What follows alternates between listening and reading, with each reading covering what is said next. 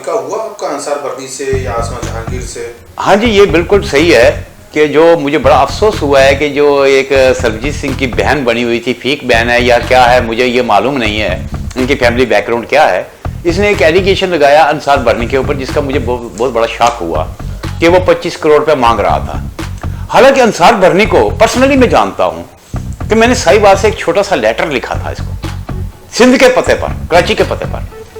ये तीसरे दिन ही मेरे पास साहिवाल जेल में आ गया और सुप्रिटेंडेंट को कह के अंदर आया मेरे पास। मेरे कहने का आपको क्या तकलीफ है, आप कब से यहाँ हो? मैंने कहा मैं 8-9 साल से यहाँ हूँ, मेरे साथ ये चीजें हुई हैं। इसने कहा मैं केस लड़ूंगा। और ये अंसार बर्नी ने हमारे कुछ लोगों को छुड़ाया भी है और कोई पैसा नहीं लेता, कोई लालच नहीं कहता। और मैं ये कहता हूं कि इस्लाम की जुबान में फरिश्ता कहते हैं, हमारे धर्म में, हिंदू धर्म में देवता कहते हैं। मैं तो कहता हूं ये देवता समान आदमी है।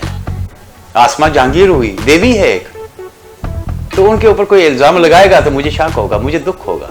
उसने हमारे लोगों की काफी हेल्प की है, पता नहीं आज कर रहा है या नहीं कर रहा है, मगर ये इसने हमारे लोगों की, कश्मीर सिंह की हेल्प की है, सरबजीत सिंह की है, ये सरबजीत की है। सरबजीत का केस इसी ने हाईलाइट किया है। पता नहीं कैसे इसकी बहन जो बनी हुई है, फेक बहन है, सच है क्या है, एक और नई बहन उसकी उठी है तो वो कह रही है कि मैं सगी बहन हूं।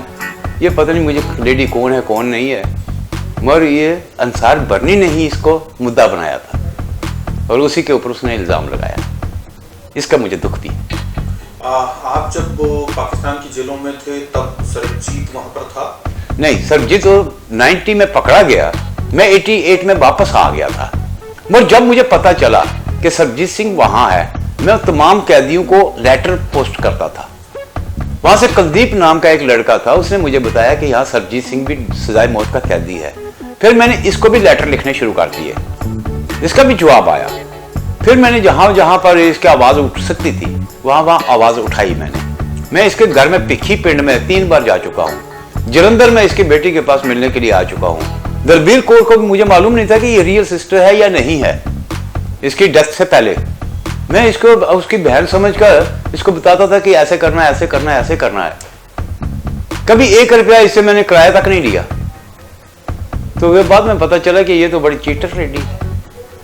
अब मैं ये दावा नहीं कर सकता है कि उसकी एक्चुअल बहन कौन है क्या नहीं है, मगर ये अब जब सवाल उठा है तो इस वक्त कहां गवर्नमेंट का फेलियर हुआ है इस मसले में, कहां वोट बैंक की राजनीति हुई है, कहां ये इंटेलिजेंस एजेंसी का फेलियर हुआ है। एक देशभक्त होने के नाते, इसकी फैमिली के नाते नहीं, एक देशभक्त होने के नाते ये मेरा कर्तव्य बनता है, ये मेरा फर्ज बन जाता है कि मैं आवाज उठाऊं कि हिंदुस्तान गवर्नमेंट, हमारी इंटेलिजेंस एजेंसी, पंजाब गवर्नमेंट अपनी फेलियर पर पर्दा डालने के बजाय उसको तस्लीम करते हुए दोबारा इंक्वायरी कंस्टिट्यूट करे और ये पता करे कि ये कहीं ISI की एजेंट तो नहीं, कहीं प्लांटेड लेडी तो नहीं जो इतना बड़ा एक गेम खेल रही है। अच्छा, ये बताइए कि 88 में आप कैसे बाहर आ पाए जेल से? मैं रिपैट्रिएट हुआ था गवर्नमेंट लेवल पर, 109 लोग मेल और 1 फीमेल। इसके लिए मेरी सिस्टर ने काफी सैक्रिफाइस किया है दिल्ली से, वो गवर्नमेंट एम्प्लॉय थी। उसके बाद amnesty international, red cross society, human rights, एक अहमदी सेक्ट है मुसलमानों के अंदर ही, जिन्हें 73 कॉन्स्टिट्यूशन जो बना था भुट्टो के टाइम में पाकिस्तान का, उसमें इनको नॉन मुस्लिम करार दे दिया गया है। ये अपनी मासिक को मासिक नहीं कह सकते, ये अपनी नमाज नहीं पढ़ सकते पाकिस्तान के अंदर। उनका जो हेड था 4.5 करोड़ कम्युनिटी को लीड करता है, उसको शेंट आउट कर दिया हुआ था, वो पाकिस्तान से बाहर चला गया था इंग्लैंड के अंदर। साहिवाल जेल के अंदर एक मासिक के ऊपर झगड़ा हो गया। उसका जो वो था रखवाला था वहां का, जैसे वो पुजारी था, उसको डिसमेंटल करने के लिए जब आए तो उसने क्या किया, गन लेकर अपने बच्चों को पीछे कर दिया और गन लेकर ऊपर चढ़ गया, मोर्चा बंद हो गया। उधर मौलवी आए उसको मस्जिद को डिसमेंटल करने के लिए, उसने एक डराने के लिए फायर कर दिया। जैसे ही वो फायर निकाला उधर से भी फायरिंग होना शुरू हो गई। ये ऊपर मोर्चा बंद था, जो अहमदी था और वो ओपन में थे। 3 मौलवी मारे गए वहां पर साहिवाल में। उसके बाद उनकी इतनी पकड़ धकड़ होने लगी कि ये एक ही सवाल था कि जहां भी आमदी मिलता है उसको पकड़ लो, चाहे बच्चा है, बूढ़ा है, औरत है, जवान है, जो मर्जी है पकड़ लो। एक डॉक्टर थे वहां पर, अब्दुल रहीम मुजाहिद, उनका बेटा डॉक्टर अब्दुल कदीर था।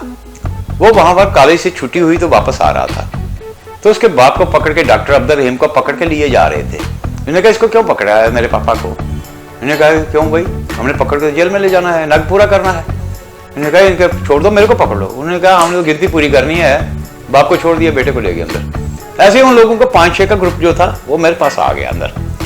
तो उन लोगों के जरिए मेरे इनके हेड के साथ मेरी कॉरेस्पॉन्डेंस शुरू हो गई और उन्होंने भी बड़ी कोशिश की, जिसकी वजह से मेरा तबादला हुआ। ये कहा जाता है कि जो इंडियन पाकिस्तान की जेलों में बंद हैं उन्हें वहाँ का जो हमारा दूतावास है उसके अधिकारी बिल्कुल मदद नहीं करते, कितना सच? ये 101% सच है।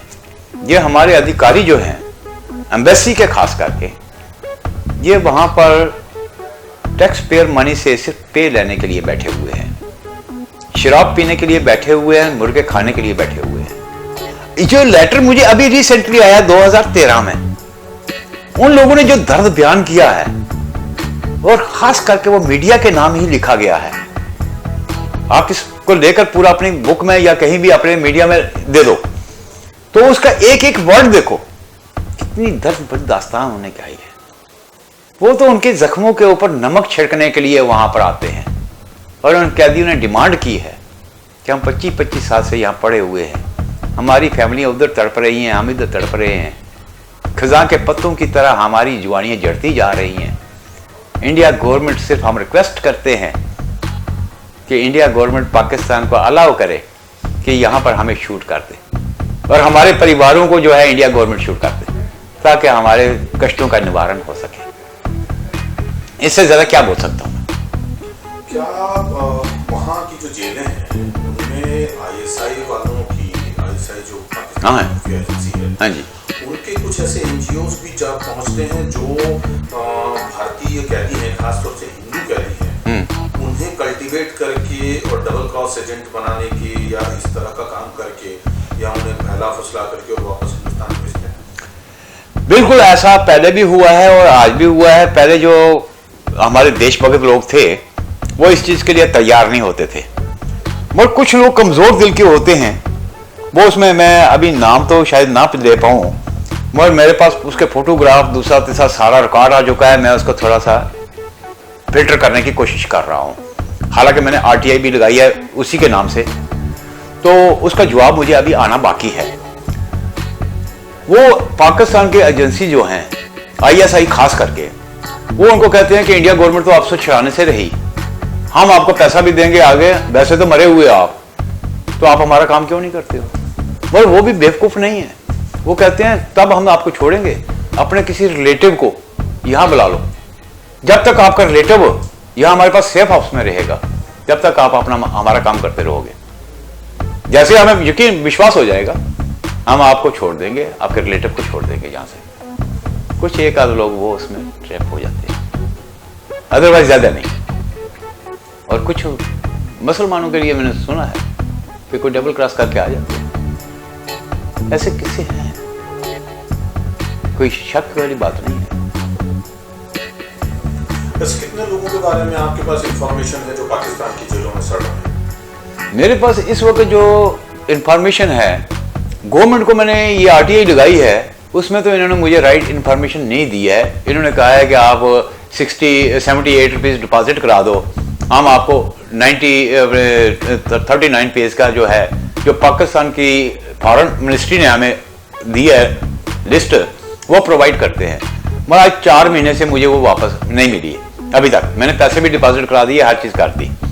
ये कहते हैं कि हमने वो आपके फॉरवर्ड कर दिया, सच वो एम्बेसी को लिख दिया है, ये इन्फॉर्मेशन हमारे पास अवेलेबल नहीं है। ये एक लीपापोती करने वाली बात है।